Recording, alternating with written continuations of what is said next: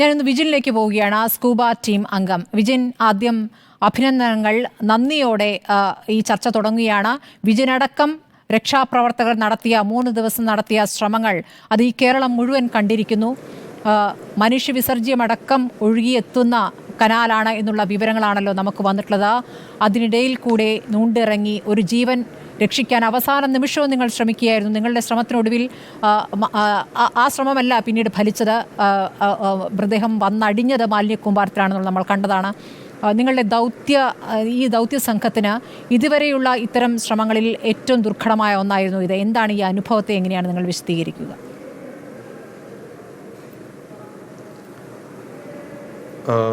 ഇത് ഒരു പ്രത്യേകതരം ഒരു അനുഭവം തന്നെയായിരുന്നു. കാരണം പല തരത്തിലുള്ള റെസ്ക്യൂ മിഷനിലോട്ട് കടന്നിട്ടുണ്ടെങ്കിലും ഇത് ഒരു പ്രത്യേകത ഉണ്ട്. കാരണം ഇത് ഇത്രയും വേസ്റ്റ് അല്ലെങ്കിൽ ഇത്രയും അഴുക്ക് ചാല് തന്നെയാണ് ഇതിന് ഏറ്റവും പ്രാധാന്യം അർഹിക്കുന്നത്. കാരണം ആ കോള് വന്ന് ആദ്യം അവിടെ എത്തുന്ന ആൾക്കാരിൽ ഒരാളായിട്ട് എനിക്ക് ഇറങ്ങാൻ പറ്റിയ വെള്ളത്തിൽ.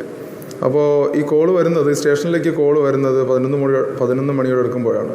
അപ്പോഴത്തേക്കും അവർ പറഞ്ഞത്, കോള് വിളിച്ചാൽ പറഞ്ഞ ഒരാൾ റെയിൽവേ സ്റ്റേഷനിൽ കുടുങ്ങിക്കിടക്കുന്നു എന്നാണ് പറഞ്ഞത്. അപ്പോൾ ഞങ്ങൾ ആ ഒരു വേഗത്തിൽ തന്നെ എത്തുകയും, അപ്പോൾ ആദ്യം എത്തിയത് തന്നെ മെയിൻ ഗേറ്റിലാണ്. പിന്നെ പറഞ്ഞു അത് പാഴ്സൽ കൗണ്ടറിന് അടുത്തുള്ള ആ ഒരു ഏരിയയിലേക്കാണ്. അവിടെ എത്തിയപ്പോഴാണ് അവരറിയിക്കുന്നത് ഇതുപോലെ ഈ തോടിലേക്കാണ് ആൾ കാണാതെയായിരുന്നത്. അപ്പോൾ അവിടെ അവസാനമായി കണ്ട ദൃക്സാക്ഷിയെ അവിടെ നിൽപ്പുണ്ടായിരുന്നു. അദ്ദേഹത്തെ വിളിച്ച് എവിടെയാണ് അവസാനം കണ്ടതെന്ന് ചോദിച്ചറിഞ്ഞു. അപ്പോൾ തന്നെ ഡൈവിങ് സ്യൂട്ട് ഇട്ട് തന്നെ. കാരണം ഇത് ഞാൻ ഈ സർവീസിൽ ഞാനപ്പോൾ ഇടുക്കി ജില്ലയിലെ തൊടുപുഴയായിരുന്നു എൻ്റെ ജോലി. അപ്പോൾ ഞാൻ കഴിഞ്ഞ വർഷമാണ് ഇങ്ങോട്ട് ട്രാൻസ്ഫർ ആയി വന്നത്. അപ്പോൾ ഇവിടുത്തെ സ്കൂബ കോളുകളൊക്കെ അറ്റൻഡ് ചെയ്യുമ്പം സഹപ്രവർത്തകർ പറയുന്ന കാര്യമുണ്ട്, ആമയിഴഞ്ചാൻ തോടിൽ ഇതുപോലെ പോയ ആൾക്കാരെയൊക്കെ എടുത്തിട്ടുണ്ടെന്ന്. അപ്പം ഏറ്റവും വൃത്തിഹീനമായ ഒരു തോടാണെന്ന് പറഞ്ഞു കേട്ടിട്ടുണ്ട്. അപ്പോൾ അതിലോട്ട് ഇറങ്ങാൻ കഴിഞ്ഞിട്ടില്ല. അങ്ങനെ അതുകൊണ്ട് അത് ആ ഒരു മുൻകരുതലോടുകൂടി തന്നെ ഡൈവിംഗ് സൂട്ട് ഇട്ട് അതിന്റെ ബൂട്ടിയൊക്കെ ഇറങ്ങിയപ്പോൾ തന്നെ വിശദീകരിക്കാമോ?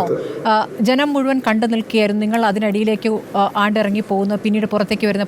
പലപ്പോഴും നിങ്ങൾക്ക് ഭക്ഷണം നിങ്ങളുടെ കൈകൊണ്ട് കഴിക്കാൻ പറ്റില്ല, പലരും വായിൽ വെച്ച് തരുന്നു എന്നതടക്കമുള്ള വിവരങ്ങളാണ് നമുക്ക് ലഭിച്ചത്. അപ്പോൾ അത്രയും വെള്ളം പോലും കൈകൊണ്ട് തൊടാൻ പറ്റാത്ത സാഹചര്യം. അപ്പോൾ ഇതെങ്ങനെയാണ് ഈ ചെവിയിലേക്ക് ഈ വെള്ളം കയറാൻ സാധ്യതയുണ്ട്? അപ്പോൾ വലിയ ഗുരുതരമായ പ്രശ്നങ്ങൾ പിന്നീട് ഉണ്ടാകുമോ എന്നുള്ള ആശങ്ക അവിടെ നിൽക്കുന്നു.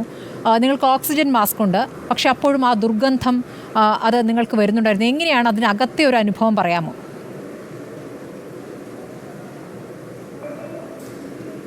അതായത് ഈ ഡൈവിങ് സ്യൂട്ടിൻ്റെ പ്രത്യേകത എന്ന് പറഞ്ഞാൽ നമ്മുടെ ഈ പുറത്തെ വെള്ളം അകത്ത് അതുപോലെ തന്നെ എത്തത്തില്ല. പിന്നെ അകത്ത് ആ ഒരു ചൂട് അത്യാവശ്യം നിലനിർത്തും. പിന്നെ ഈ കടിക്കുന്ന വസ്തുക്കളുണ്ടെങ്കിൽ അത് നമുക്ക് ഏക്കത്തില്ല. അതുപോലെ ബൂട്ടി ഇട്ട് കഴിഞ്ഞാൽ കുപ്പിച്ചില്ല്, ആണി കയറാൻ സാധ്യതയുണ്ട്. പക്ഷേ കുപ്പിച്ചില്ല് പോലുള്ള ഒത്തിരി മൂർച്ചയുള്ള സാധനങ്ങളാണെങ്കിൽ ഞങ്ങളുടെ കാലിൽ അത് തുളച്ച് കയറും. ബാക്കിയുള്ള സാധനങ്ങളൊക്കെയും നമുക്ക് സേഫാണ്. അതാണ് ഈ ഡൈവിങ് സ്യൂട്ട് ഇടുന്നതിൻ്റെ ഒത്തിരി. അത് നമ്മൾ എപ്പോഴും ഒരു ഡൈവർ ഡൈവ് ചെയ്യുമ്പോൾ ഉറപ്പായിട്ടും സ്യൂട്ട് ധരിച്ചിരിക്കണമെന്നാണ്. അപ്പോൾ എന്നാലേ നമുക്ക് ഈ ആഴങ്ങളിലേക്ക്, ഇവിടെ ഇപ്പോൾ ആഴമില്ലായിരുന്നു, ഒരു പാറക്കോറി പോലുള്ള സ്ഥലങ്ങളിലും ഒത്തിരി 10 മീറ്റർ താഴോട്ട് പോകുമ്പോഴത്തേക്ക് നമ്മുടെ പുറത്ത് കാണുന്ന തണുപ്പല്ല താഴോട്ട് പോകുന്നത്, നല്ല തണുപ്പായിരിക്കും. അപ്പോൾ നമുക്ക് താഴെ പോകുമ്പോൾ അതിൻ്റേതായ തണുപ്പ് ശരീരത്തിനുള്ള ബുദ്ധിമുട്ടുണ്ട്. അതുകൊണ്ടാണ് നമ്മൾ ഇത് ധരിക്കുന്നത്. അപ്പോൾ ഇത് ധരിച്ചാണ് നമ്മൾ ഇങ്ങനെ ഡൈവിങ് ചെയ്യുന്നത്. അതിനകത്ത് നിങ്ങൾ കുറച്ചു നേരം നീന്തി പിന്നെ മുന്നോട്ട് പോകാത്ത അവസ്ഥയായിരുന്നല്ലോ. മാലിന്യം അങ്ങനെ പാറ പോലെ ഉറച്ചിരിക്കുന്ന സ്ഥലം, അത് എത്ര ഭാഗങ്ങളിൽ അങ്ങനെ കാണാൻ സാധിച്ചു? കാരണം ഈ 120 മീറ്റർ നീളമുള്ള ടണലിൽ ആണ് അങ്ങോട്ടും ഇങ്ങോട്ടും പരിശോധന നടത്തിയത്.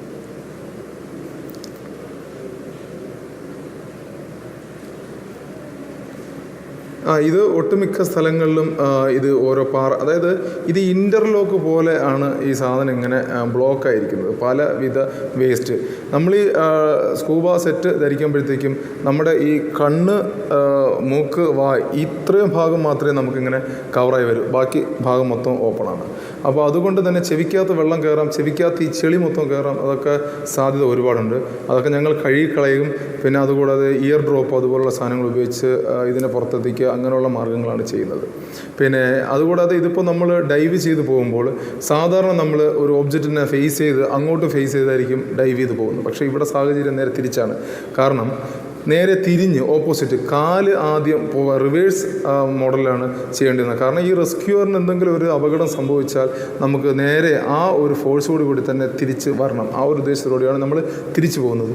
ഏതെങ്കിലും ഒരു സാഹചര്യത്തിൽ ഈ തോട്, പുഴ അതുപോലുള്ള സ്ഥലങ്ങളുടെ പ്രത്യേകത എന്ന് പറഞ്ഞാൽ വെള്ളം വളരെ പെട്ടെന്ന് നമ്മൾ ഇപ്പോൾ റീസെൻ്റായിട്ടും ഒരു അപകടം നടന്ന് കണ്ടു. ഒരു ഫാമിലി ഒലിച്ചു പോകുന്നത്. വളരെ പെട്ടെന്ന് തന്നെ വെള്ളം കൂടാനും അതുപോലെ വളരെ പെട്ടെന്ന് തന്നെ വെള്ളം കുറയാനും സാധ്യതയുണ്ട്. അപ്പോൾ നമ്മൾ ഈ തിരിഞ്ഞു പോകുന്നതിൻ്റെ ഉദ്ദേശം എന്ന് പറഞ്ഞാൽ ഒരു പക്ഷേ വളരെ വേഗം വെള്ളം കുറയണമെങ്കിൽ വളരെ വേഗം തന്നെ ഇവർക്ക് തിരിച്ച് ഈ നമ്മൾ ഡൈവ് ചെയ്ത് എൻട്രി ചെയ്ത് പോയ ഭാഗത്തേക്ക് എത്താൻ വേണ്ടിയിട്ടാണ് നമ്മൾ ഈ തിരിഞ്ഞു പോകുന്നത്. പല സ്ഥലങ്ങളിലും വഴിമുടക്കിയത് നമ്മളെ മാലിന്യ കൂമ്പാരമാണ്. ഈ ഹാർഡായിട്ടുള്ള, അതായത് എല്ലാം സാനിറ്ററി നാപ്കിൻ ഉണ്ട്, പിന്നെ ഈ ഇൻസുലിൻ എടുക്കുന്ന ഇതുണ്ട്. എനിക്കൊരു പ്രത്യേക അനുഭവം തോന്നിയത്, ഞാൻ ഫസ്റ്റ് പോയിട്ട് നമ്മുടെ ഫയർ റാക്ക് വെച്ചിട്ട് ഈ ഇദ്ദേഹത്തെ കാണാതായ സ്ഥലത്ത് നമുക്ക് അങ്ങോട്ട് നീങ്ങണമെങ്കിൽ ആ വീഡിയോയിലൊക്കെ കാണുന്നുണ്ട്, ഞാനൊരു ഫയർ റാക്ക് വെച്ചിട്ട് ഇങ്ങനെ വലിക്കുകയാണ്. അപ്പോൾ 1-2 പ്രാവശ്യം കഴിഞ്ഞ് അടുത്ത ഇത് വലിക്കുന്ന ഒരു കവറിനകത്താണ് ഇത് പിച്ചാവുന്നത്. അതിനെ പൊട്ടിച്ചപ്പോൾ മനുഷ്യൻ്റെ ഇതെങ്ങനെയാണ് ഇത് കവറിൽ കെട്ടി എറിഞ്ഞതെന്ന് അറിയില്ല. അപ്പോൾ അതാണ് ഓപ്പണായിട്ട് വന്നത്. അതുകൂടാതെ പ്രായമുള്ളവരുടെ ഡയപ്പർ എന്ന് വേണ്ട A to Z എല്ലാ സാധനവും ഇതിൽ ഉണ്ട്. അത് നമുക്കൊരു ഭയങ്കര വെല്ലുവിളിയായിരുന്നു. എത്രത്തോളം ബുദ്ധിമുട്ടിയിട്ടാണ് ഈ ദൗത്യത്തിലേക്ക് ഇറങ്ങിയത് എന്നുള്ളത് ജനം കാണുകയാണ്. ഒന്നുകൂടി നന്ദി പറയുകയാണ് വിജിൻ. ഈ ദൗത്യം ഇതൊരു മാതൃകയാണ്. ഇത്തരം സംഭവങ്ങൾ ഇനി ആവർത്തിക്കാതിരിക്കട്ടെ എന്നൊരു സാഹചര്യം കൂടി നിൽക്കുകയാണ്.